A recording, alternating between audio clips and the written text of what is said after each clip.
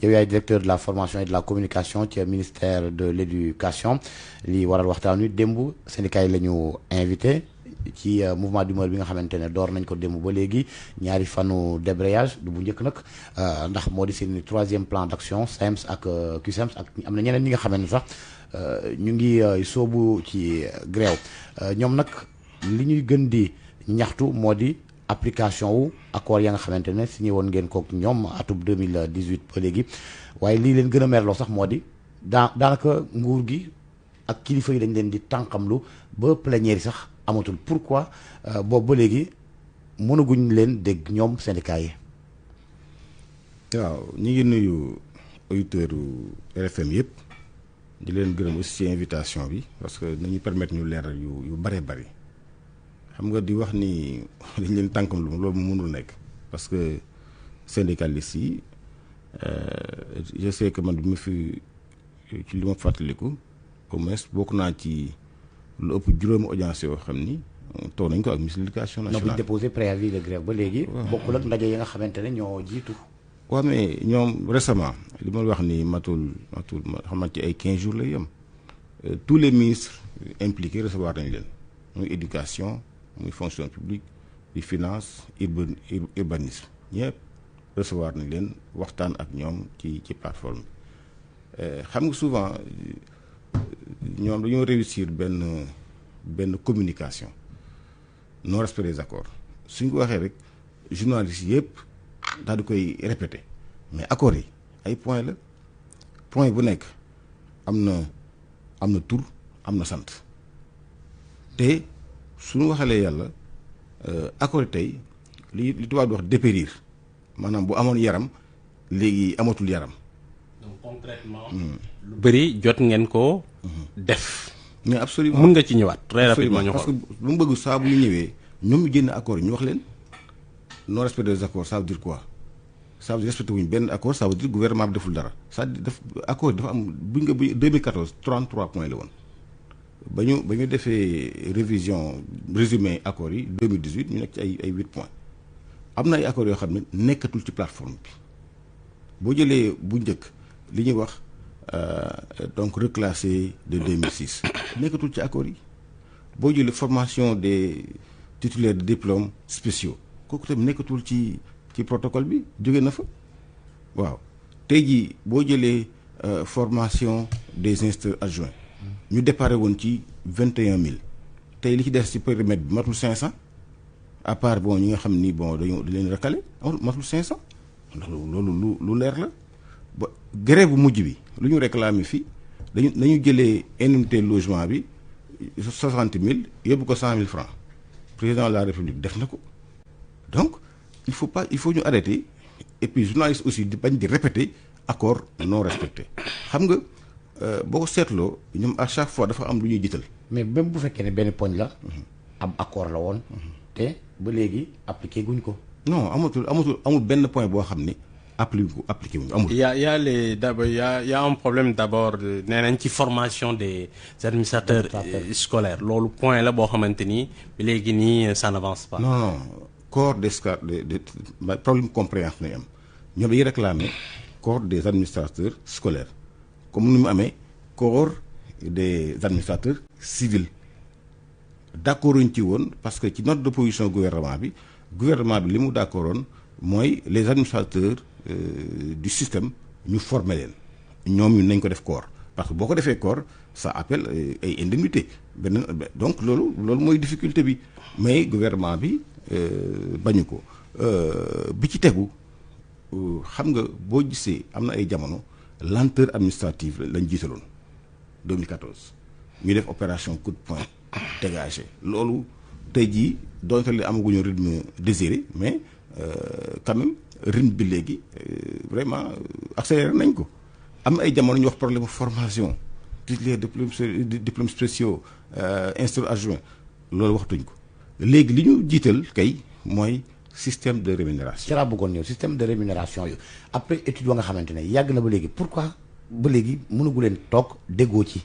waaw dañuy wax accord bi lan la woon accord bi boo demee ci accord yi fi ñu bind système de rémunération li gouvernement nangu woon moo doon dina def étude partagé ko foofu loolu mënul accord bi xam nga gouvernement musul wax ni bu ma defee étude ba pare damay appliquer c'est-à-dire damay parce que xam nga système bi ni ñuy fayee jàngalekat yi ni ñuy fayee agent de l'État c'est déstructuré dafa am ay injustice ça c'est vrai parce que mënoo comprendre le professeur d'enseignement secondaire moo ko administrateur civil bi Bac plus 6 ñoo bokk am njàng administrateur civil bi ëpp ko salaire inspecteur des impôts bi ëpp ko salaire parce que du lan la fi inspecteur des salaires des impôts jaay réew mi lu ko fi jàngalekat jariñul kooku ñëpp nangu nañ ko mais dafa nekk loo xam ne dañ ko fi fekk parce que ci jamonoy président Wade dafa yokkaloon magistrat yi et cetera magistrat yi aussi c'est normal parce que magistrat mënoo àtte ay nit ba pare dugg ci ay kaat njëkk njaay loolu comprendre nañ ko c'est normal mais daf ko destituer complètement ba nga xam ni tey jii amuñu solution c'est ça la vérité parce que soo bëggee tey jii nga appliquer mooy da ngay yokk des salaires à hauteur de 100 000 200 000 300 000 500 000. c'est ça concrètement loolu mënu leen loolu. non mënul nekk wala boog ñi nga xamante ni bii dañoo gën a kawale nga wàññi leen c'est-à-dire ou bien tu nivelles par le haut wala nga niveler par le bas amul benn bu ci mën a nekk parce que c'est des acquis yoo xam ni amul kenn kuy nangu fi ñu wàññi si salaire. boo defee bu fekkee ne d'emblée xam nga ni dara mënu cee am. lu waraloon étude bi kon. waaw xam nga normalement boo defee étude boobu war na am njeexital. non le président de la république bi ñu ko waxee dañ defal leen ma étude ma xool li ñuy wax ndax dëgg wala du dëgg. bañ ko defee président de la république constaté dëgg affaire bi teguñu ko ci ni ñuy fayee agent de l'État wax dëgg yàlla. tey na xel te donc mën nañoo nangul jàngalekat yi seen revendication boobu que lu légitime la. maintenant nag application bi moom. léegi fait accompli boobu. comment gérer ça tey jii pour ñu delluwaat yi ñaañ parce que démb sax jot nañ dalal fii Saourou Sène waxtaan ak moom yow lu nga wax ni après loolu la wax moom nee na loolu noonu déstructuration grille salariale bi Abdoulaye Wade moo ko defoon peut-être deful attention ci yéen nii mu def li nu mel tey jii nag solution yi selon yow lan la parce que. constaté nañu ni y a le problème qui est là et ça continue depuis presque 12 ans quelle est la solution tey jii seen côté ñoo war a bàyyi yéen ni wala yéen war a yokk tuuti seen loxo pour que ngeen d'accord c'est quoi. xam nga déjà am nañu boo gisee ñu jële woon indemnité logement bi 60 000. 100 000 yóbbu ko 100 000 francs. début de solution la woon pour que salaire u jàngalekat bi gën a yokk ñoom sax évoluer nañu parce que xam nañu ni mënul nekk. donc dégg naa leen ñu wax peut-être ñu laal ci impôts yi. waaw absolument oui. Justement Saourou Sène nee na peut-être une solution aussi mooy ngeen di wàññi impôts yi tuuti. c'est une solution est-ce que c'est une solution. waaw wàññi impôts yi ou indemnité d'enseignement bi aussi ñu xool ko. donc moi je dis que c'est une bonne chose. parce que une solution. non c'est une bonne chose. que de ne pas ñu bañ a arc-bouté wu ci ay ni des ou dañuy aligné. wala njàng mi du sotti. parce que xam nañu ban réew la ñu yor quand même xam nañ suñu budget xam nañ lu Sénégal lu muy am lu mën a am par at en attendant pétrole bi ñu koy exploiter pour le moment il y a des choses qui ne sont pas possibles. maintenant nag li ci dekk rek mooy ñu toog ñu waxtaane ko comme dafa nekk point boo xam ne dafa difficile man gisuma woon ñu def grève ci loolu parce que monitoring bi reprendre na c'est vrai que dernière séance bi dañ ko reporter mais ce sera bientôt dañ ko balaa yàgg ñu tenir ko ñu convoqué waat ko pour ñu toog ñu waxtaane ko li ñu war a nangu mooy gouvernement bi du lépp la def mais que gouvernement bi def na lu bari depuis que président Macky Sall yegsi ci. léegi la solution sur cette grève là c'est quoi c'est-à-dire il faut yéen bare ngeen xoolaat impôts yi. concrètement pour au moins année bi mu continuer ngeen arrêté grève bi wala lan la proposition solution. xam nga fi mu nekk nii dafa am ci ay sur le système de rémunération le président de la République moom moo ci mën a wax du en relation évidemment avec ses services. moom moo ci mën a wax ni nañu dogal ndànk comme moom moo dogaloon par exemple. jëlee yëf yi indemnité logement 60 000 moom moo ko dogaloon parce que tamit mais en fonction des possibilités ndax lépp ci ay des dépenses ci ay études ci ay waxtaan donc li gënoon pour man point bi dafa jarul grève parce que du point boo xam dafa facile yombul ci gouvernement bi gouvernement bi nangu na ni c'est une revendication légitime mais bu ñu ci bëggee taxaw tem mais du sottee noonu il faut que jàngalekat yi surtout G7 ñu nangu ñu toog waxtaan ak gouvernement bi. lan ngeen pare joxe tey concrètement lan ngeen pare joxe. non xam nga dama ne plateforme bi c'est un tout xam nga am na jàngalekat boo xam ne boo wanee gouvernement bi deful dara daf lay jaaxal parce que jàngalekat bi nga xamante ni weer bi passé dem na fekk ci salaire am 3 millions 4 millions 5 millions de rappel kooku mënoo ko wax gouvernement deful dara jàngalekat bi nga xamante ni bi weer bi passé na de contractuel intégré nañ ko léegi fonctionnaire la mënoo ko wax gouvernement bi deful dara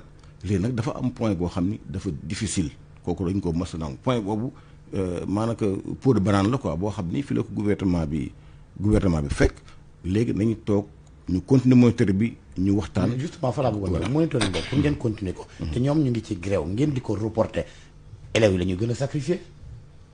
non xam da nga ngeen amul jot wala. xam nga monitoring du moom mooy régler accords yi. oui mais waxtaan. parce que foofu la waxtaan am en fait évaluation rek la.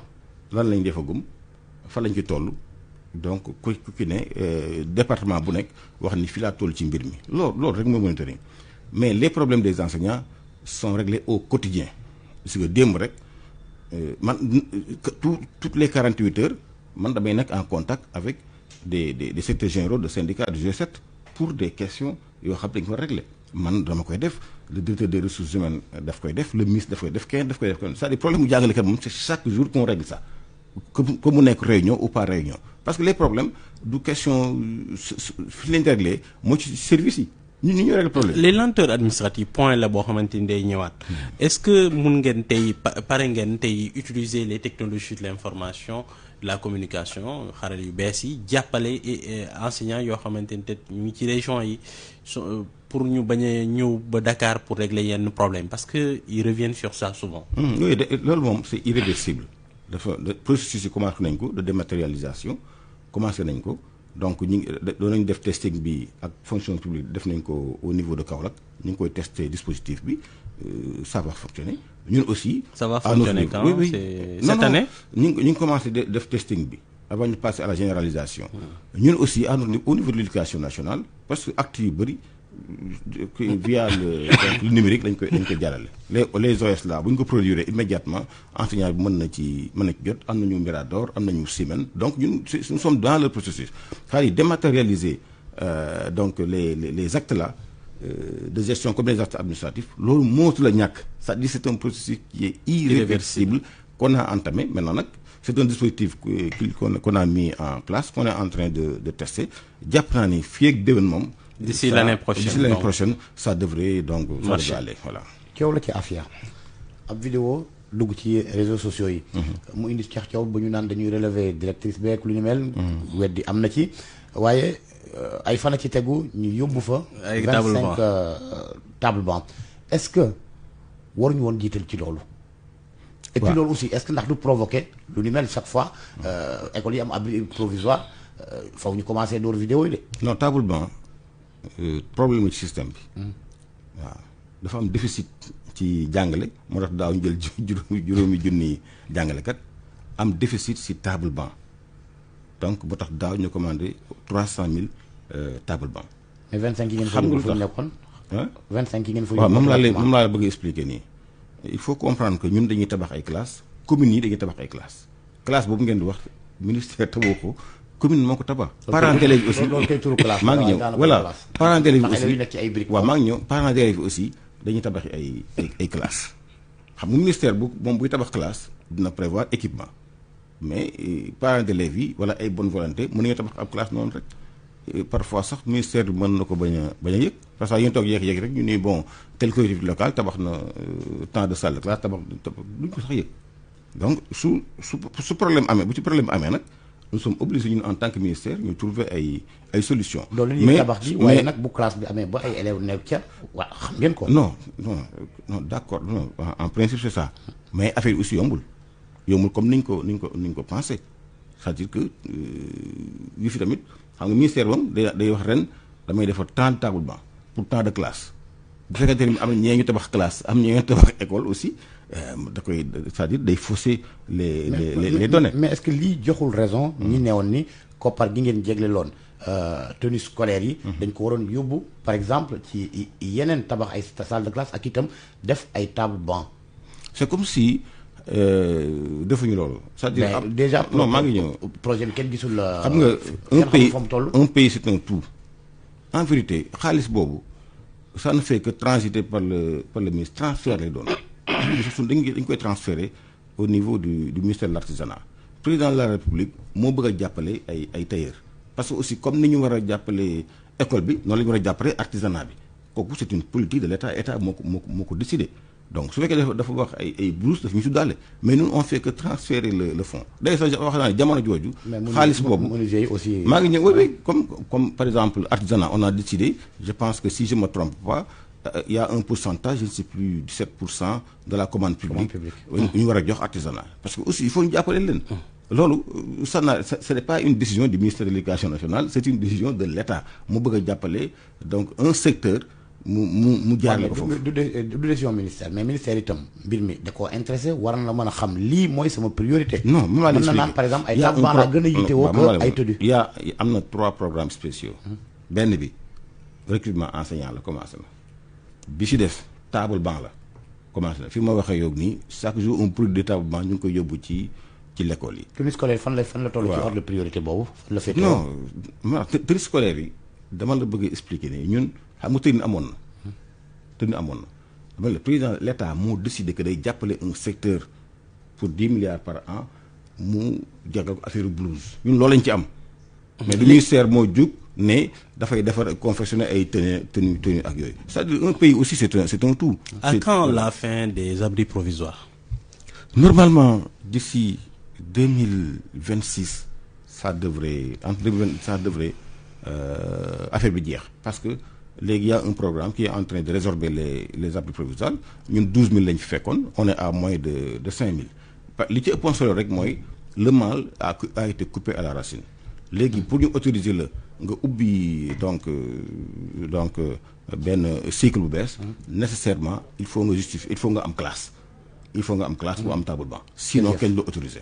jërëjëf Mohamed Moustapha Diagne directeur de la formation ca ministère de l'éducation gërëm Mohamed Aliou Mba bi ma àndaloon ci waxtaan wi nuyu soxna Naata Mbaye ak ñamu àndal ca TFM ñu yendoog jàmm. RFM matin émission bi yee waa Sénégal. Diallo